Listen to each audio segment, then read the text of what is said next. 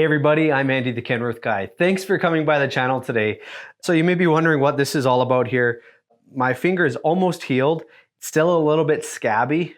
I don't really want to show it, and I know on YouTube there's some certain rules about what you can show, and it's probably a little bit too gross to show right now, and I don't want this video getting taken down, so that's why I have this stupid little thing on my finger here. But anyhow, I hope you're having a great day. I hope you're doing well. Now, last week I featured a truck. I did a teaser on a truck that's sitting in my showroom. It is a brand new W900L with some custom work that we've done on it after the fact. So today is the day. You get to see the full truck, all the details, all the specs. So if it is a unit that I have in stock and that is for sale. So let's see a little bit about the truck, and I'll tell you all about it here in a minute.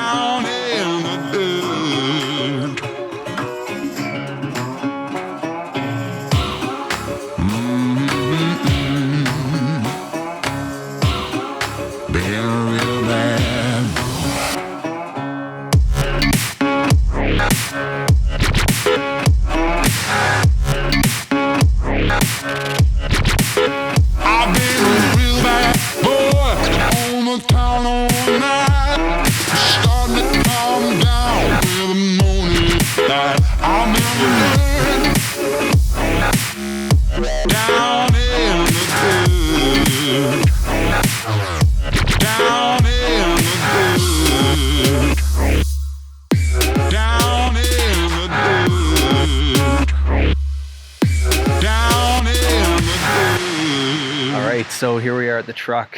Woohoo! Doesn't it look good? Let me tell you all about it.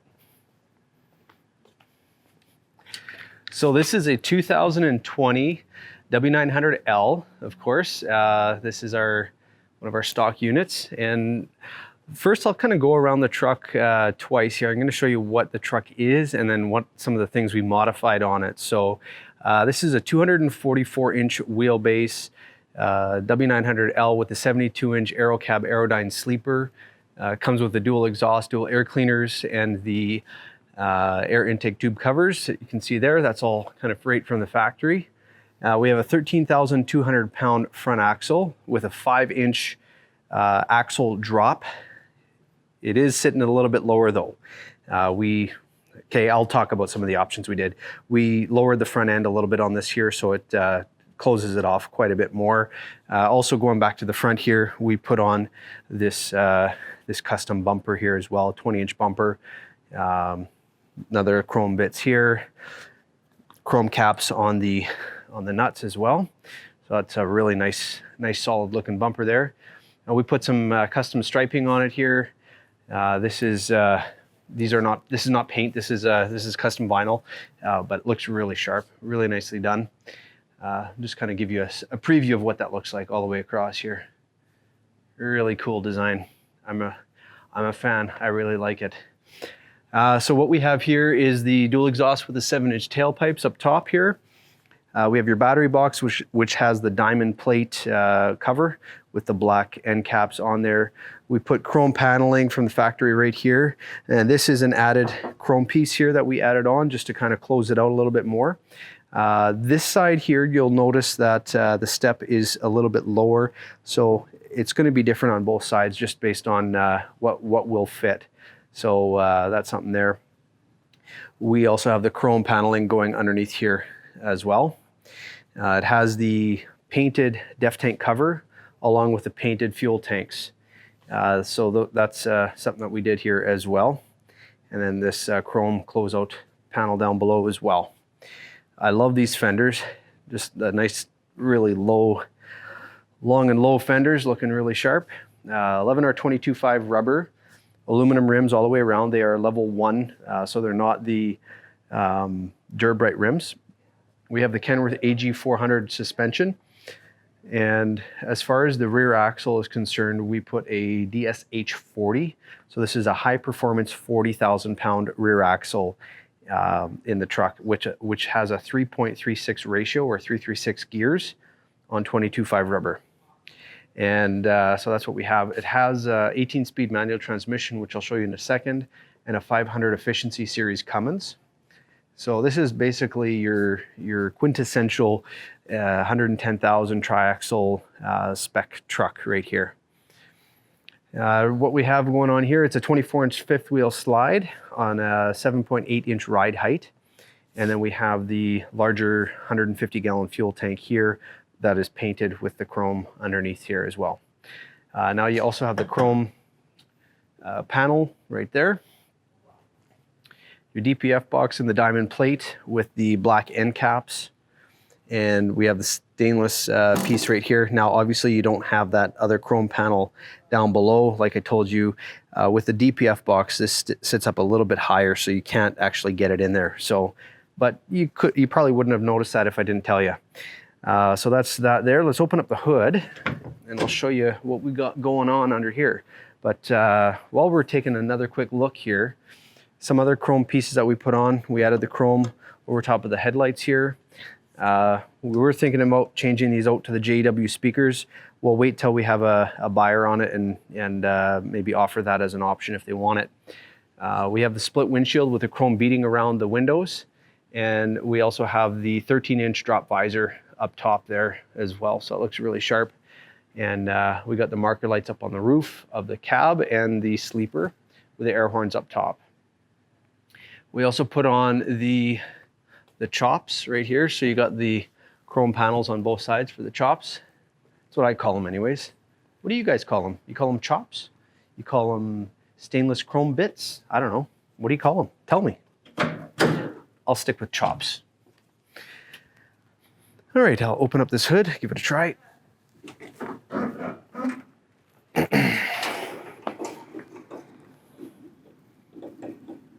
I can open it now. I got super finger strength. All right, like I said, this is the, oh, wait a second. I thought I said it was the 500 efficiency series. Yeah, it is the 500 horsepower. It says performance series on here. I'm confused. I'm really confused. Anyhow, it's the X15 500 horsepower 1850 torque engine with a performance series badge on it. I think it's an efficiency series engine though. Could be confusing here. Anyhow, underneath the hood here, we have the boost terminals, which are being used right now, just because while it's in the showroom, we just like to keep it charged up, so we're not gonna have the batteries dead and weaken those over the life of the truck. We have drum brakes on the truck all the way around, just so you know. If you want disc brakes, something we could order in. And here's the air truck if you wanted to fill up the air on the truck while it's sitting here. So like, for example, if it's in the showroom here, the air drops out of the truck because people are raising and lowering the air, pulling the air horn or whatever. We can just quickly refill the air so it doesn't have to idle up in here over the course of 10-15 minutes or something like that. All right, so a few other things here to show you. We got the power steering, we got your fuel water separator right here. We have another fuel filter right there. Your engine oil check, engine oil fill. Your washer fluid is right up here. And then we have some fuses right over here. Look at how easy and accessible that engine is. Nice straight firewall, so you don't have any doghouse going into the cab there. So it's really nice. And you'll notice up on the firewall where those air lines go in. The air line goes in, and there's a connector and then another connector on the back side of it. So it's not like it's a wire going or an air line going straight through. It all goes through a connector. So it's easier to diagnose that way. So you don't have to re-feed a wire into the cab. You can just run it up to that junction point. All right, go around the other side.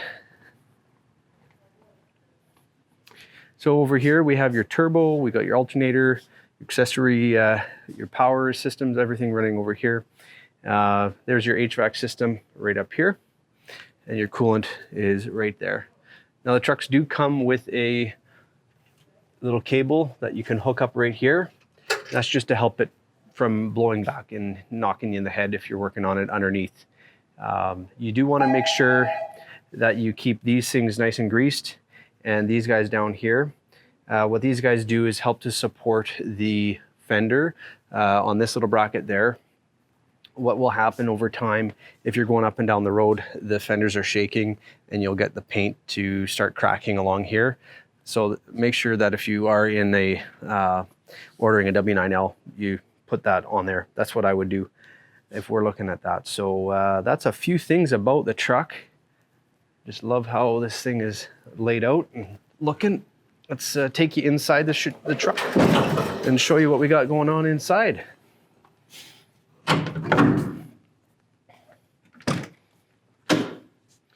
So we got the inside here, we got the black VIT, the diamond VIT interior.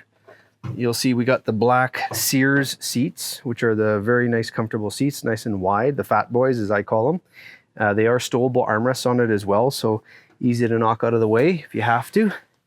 And looking at the dash, we have the full gauge package, no navigation. A lot of guys are a fan of that. Over here we have your interior lights, your sleeper light, engine fan, air traction control.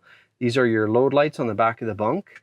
And then over here we have your DPF, your PTO switch, your beacons, auxiliary lights if you wanted to put lights underneath the cab. That's an option there. Fifth wheel slide, your hazards, your Jake brakes, your cruise and your cruise control, high idle control, air suspension dump, and then your full four-way diff lock on it. So it has four-way lockers. We have the leather wrapped steering wheel, not the smart wheel. So it's if you wanted to change it out to a wooden steering wheel after the fact, you could. And you do have that control right on the bottom there to adjust the tilt and telescopic steering. Like I said, it's got the black diamond VIT interior, which just looks really sharp, which comes with the wood grain dash, wood up there, the wood grain right here. And then we ordered it also with the black dash. So this is kind of the blackout edition on the interior. 18-speed transmission. The truck weight, for those that are curious, is right there. That is in kilograms, so 8,452 kilograms is the weight on this truck. We're gonna take a look in the bunk here and show you what we got going on. So over here we have a little closet with a flip down table. You just pop this little guy right there and it just kind of locks into place like so. So that is your table, and then you have a mount right here. You can keep a printer. You have a 12-volt outlet and then a little coax there, and then more storage down below. The fridge is right here. This is a traditional door style fridge with the freezer up above. So you got a couple crispers in there, spot to keep your drinks or whatever you need to for your week on the road or 2 weeks on the road. We have two more power outlets here, a cigarette lighter right here, ashtray. We do have the windows and doors in both sides of the truck with the screens. So this came in a few years ago. So we got these screens just kind of like on a school bus. They just slide up and then you can get a little bit of a cross breeze going. Now up above, there is another screen there with another window, so you can pop that open to get the air if you wanted to have the heat kind of exhaust from the roof there, just to get the airflow a little bit better. There is an emergency exit, so you can open this up if you so choose. And then down below here, we have the optional storage drawers. And they get kind of sticky when it's new, so takes a second here for me to get. There we go. So there we go. We got an extra screw in there. And then another deeper drawer down below. Sorry guys, it's kind of tough doing this. When I put too much pressure on this finger, it really hurts. So I'm just gonna leave that for now.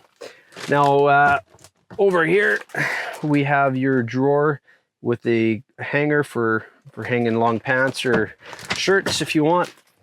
And then on the back here, we have your adjustment to turn on the fridge, your sleeper lights, your panel light right there. And then this is to adjust the heat or the cooling for the sleeper portion of the HVAC system.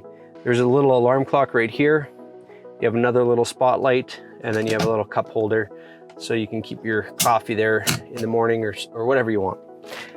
We have more storage up above, and it does have these Vista windows up top, which is standard with the Aerodyne sleeper when you order the tall sleeper. And then we have an upper bunk, so it has the diamond stitching on the back, on the bottom side of the bunk, and then up on the roof line as well. Just looks really sharp. Really like that. So that is it.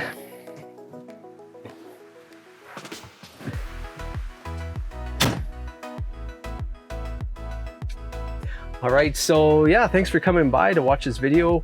Thanks for taking a look at this truck. If you are interested in it, all my contact information is below in the description, so you can give me a shout. This truck is for sale. It's sitting in my showroom right now, where I am. Believe that. Right, well, you know what? Right now, it might be in the future because you're probably not watching this today. I'm filming this today, but you're watching this in the future. Anyhow, I'm being an idiot again. So if you are interested in buying this truck, you can give me a shout or send me an email, send me a message. Tons of ways to get a hold of me. I am on all sorts of social media. If you want to check out my social media sites and my webpage, you can go up here to the kenworthguy.com, and that gives you basically access to everything that I'm doing as far as where to find me, how to get a hold of me, looking at all the social media that I'm doing. And if you are interested in subscribing to the channel, if you haven't done that, just click down in the bottom corner here where you can hit the subscribe button and then get notified about future videos, so that bell is clicked off. So that's just a few things. Like this video if you have a chance.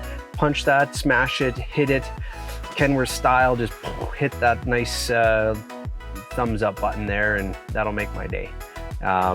For those that are interested, I have the finger is healing up pretty nicely. It's about that much shorter, and it's coming along. It's coming along. Almost done. Probably by next video, I'll show it to you guys. So it's kind of hurts a little bit, but thanks for everybody that's been asking and commenting about that as well. So I appreciate it. Thank you very much. So thanks for coming by. Thanks for listening to me rambling on. And as always, have yourself the world's best day.